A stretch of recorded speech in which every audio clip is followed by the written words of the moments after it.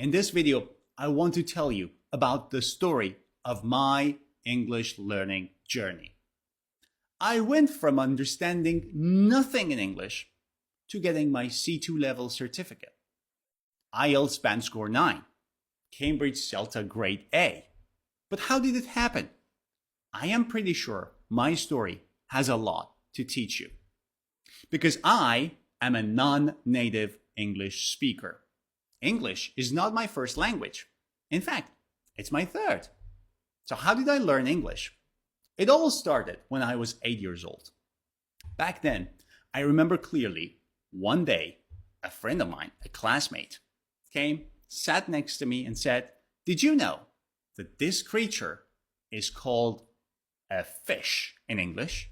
That word was very, very strange. The whole concept of a new language was very weird for me. And I'm telling you this because I want you to know where I started from. I did not know the alphabet of English. I did not know anything about the language. And so one day, my parents told me that we want you to learn English because it's useful for your future. I did not have a very specific goal. I was 8 years old. I wanted to go out and play with my friends. But my parents said, it's something useful.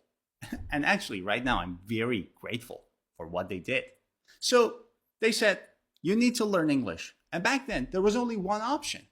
Go to a language school and sign up. And so I did. From the age of 8 to the age of 12, for 4 years, I went to a language school, following traditional books. There's a teacher, there are classmates, there are students, you sit down, and you do as the teacher instructs. That was when I didn't learn English. What do I mean? 4 years, but did I really study? No. I was just there to have fun. I was just there to play with my new friends. Back then, there was a game center right across from the language school. And I remember clearly, my parents would drop me off in front of the school, and I would go inside, but then I would wait and check and see if they've left or not. And when I saw that they had left, I would walk back and go across the street and go to the game center and sit there with my friends. And instead of being at school, we would play games together. That's what happened for the major part of the 4 years. Only one time, the principal of the school called my parents and said, hey, of the 20 sessions, your son has only attended 8. And I was like, wow. Yeah, we had a fight. Back then, it was a summer, and so I stopped going to school. So far, 4 years at school, trying to learn English. And by school, I don't mean my school, traditionally speaking. I mean a language school. 4 years, but for the major part of it, I was just playing with my friends. But during the summer that I took a break from going to school, what happened? This is probably the turning point. Very important. I want you to pay attention. I started liking two people, Nicolas Cage, American actor, and Eminem, American rapper. And I started watching Nicolas Cage movies and listening to Eminem's songs. Why? Because I wanted to learn English? No, because that was my hobby. I was doing it because I enjoyed doing it. I remember back then, Nicolas Cage, 2009, had a movie called Knowing. It was a sci-fi movie about aliens, about the end of the world. And I was always fascinated by that topic. So I started watching that movie, and I really enjoyed watching it the first time. But then I had another idea.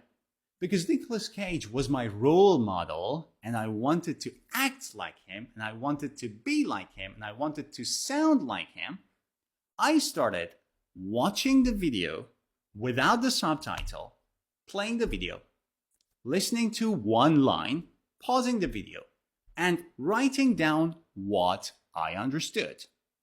Some sentences were difficult, so I would go back and listen several times, and even then, I may have not understood something, so I would leave it blank. By the end of that movie, do you know how many pages of transcript I had?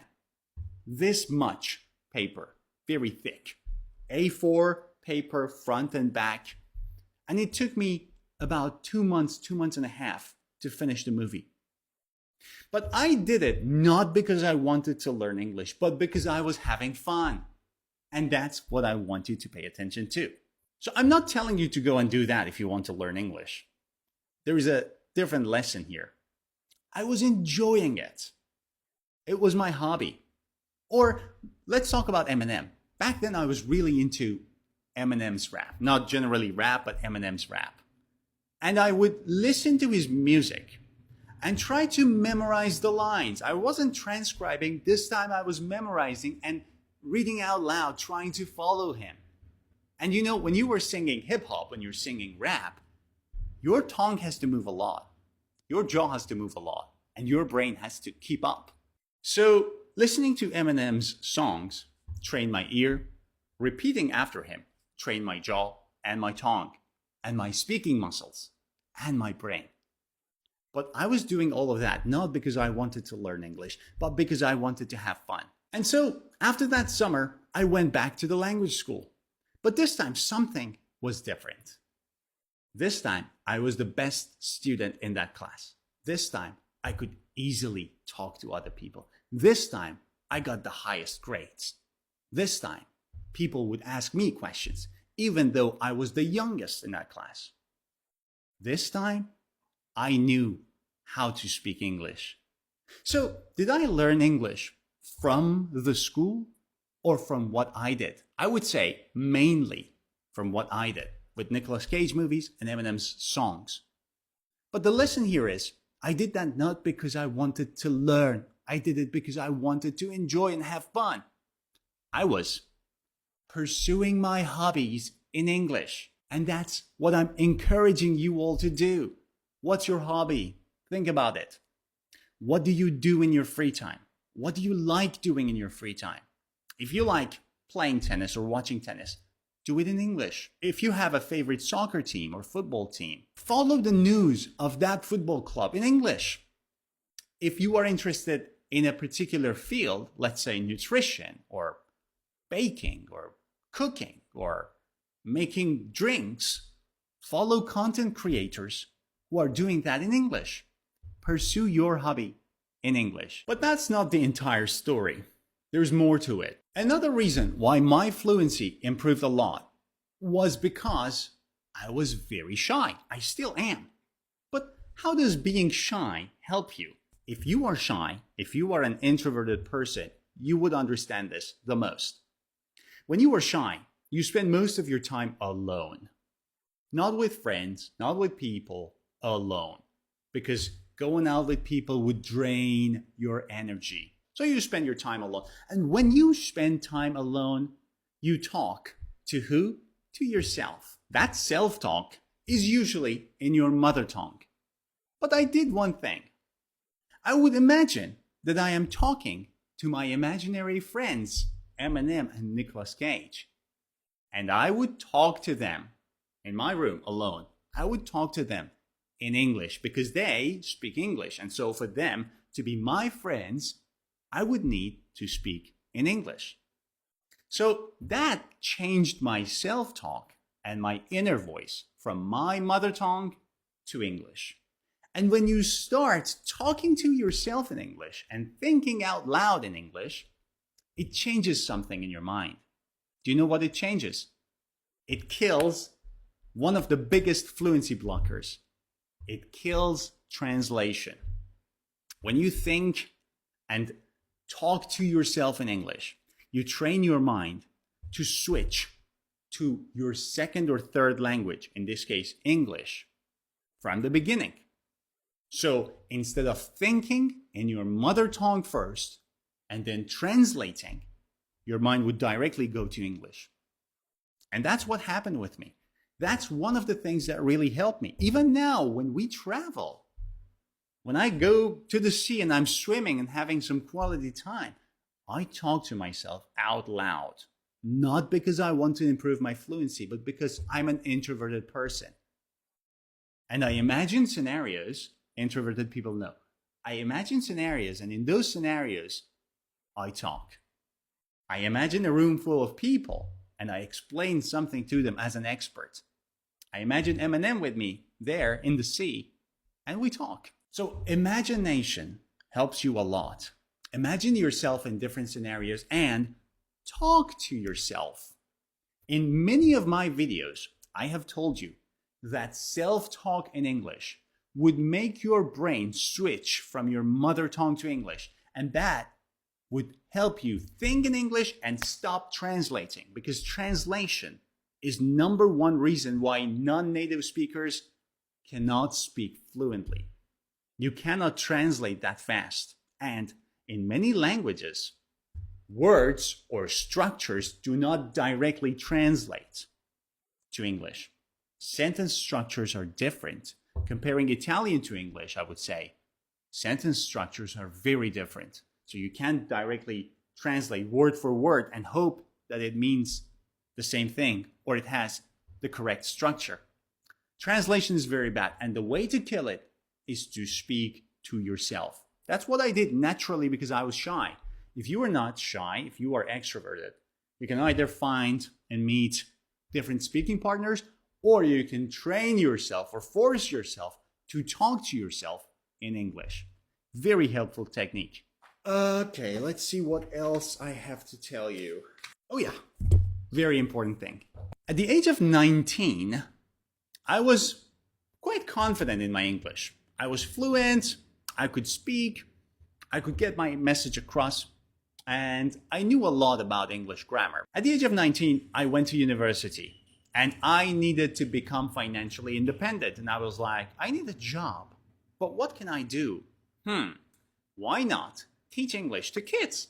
So I was 19 years old when I first became a teacher. And then when you start teaching something to other people, something strange happens. You know, if you study something very well, you may be able to use it.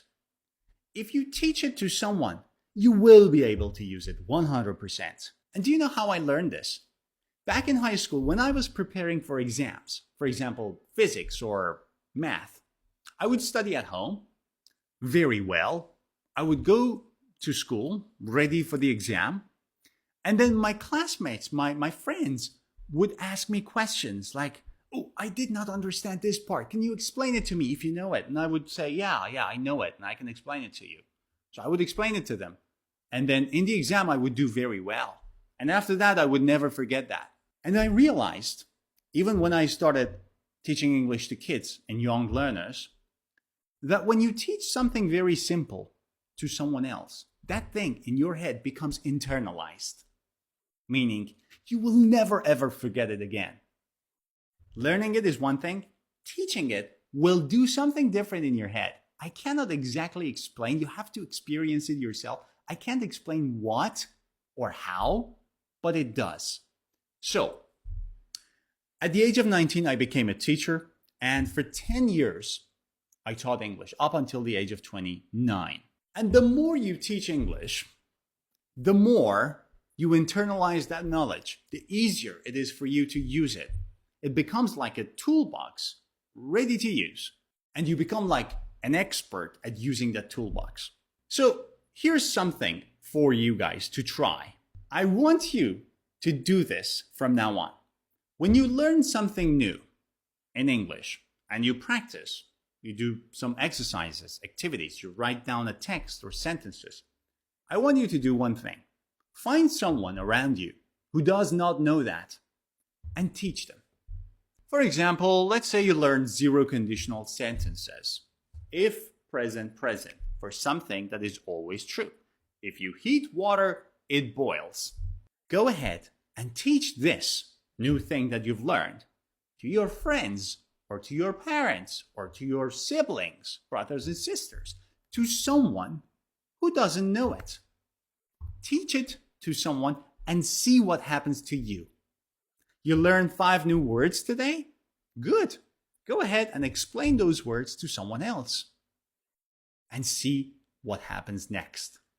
It's going to blow your mind. So a very good technique. Learn something and teach it to someone. Try it. Okay. Fast forward to 2018. I wanted to study abroad, so I had to take the IELTS test. I prepared for the test. My general English knowledge was good, so I just studied the techniques of the test. And after 2 weeks of preparation, I took my first IELTS test. And my score was not what I wanted. My first effort was IELTS band score 8. Now, to those of you who don't know what this is, the IELTS test is the International English Language Testing System. It's a test by Cambridge and IDP Australia, which assesses your language over 4 elements: reading, writing, listening, and speaking.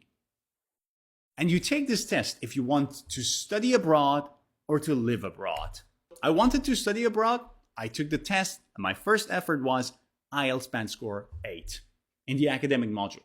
I wasn't happy. I got 7.5 in reading and 7.5 in writing. I got 8.5 in listening and 8.5 in speaking. Overall band score 8, CEFR level C1. I wasn't happy at all, and I blame myself because I lost my concentration while I was doing the reading part. After that, I had another dream. I wanted to get a C2 certificate. I wanted to ace the IELTS test. I wanted to get the band score 9 of the IELTS test, which is the highest. That became my goal. And in 2 years of preparation, I managed to do that. In 2023, I got my IELTS band score 9. And that's my story.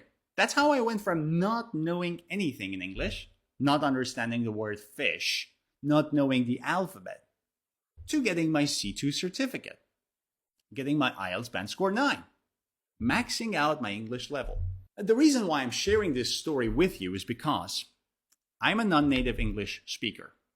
If I could do it, you can do it. I shared a couple of techniques I used. I don't want you to do the exact same thing, but I want you to learn from them. I pursued my hobbies in English. It doesn't matter what hobby you have. Do it in English. I talk to myself in English because I was an introverted person. Do it. Talk to yourself in English. Train your mind to think directly in English. I taught English to kids. Do it. I want you to learn something new and teach it to someone who doesn't know it. I'm not telling you to be an English teacher and know everything. No. If you learn one new word, go ahead and teach it to someone else and see how that changes the way you learn. Now, I hope you've enjoyed this video. This was the first time I decided not to do a lot of crazy editing, not to add a lot of text, and not to do a lot of cuts, and to talk to you directly, not as a teacher, but as someone who was in your shoes and who knows exactly what you're going through. In the comments, I want you to tell me what else you want to know about. In the next videos, in the next Slow English podcasts, I'm going to talk to you about those topics. Also, if this video was okay, give it a thumbs up, and in the chat, let me know.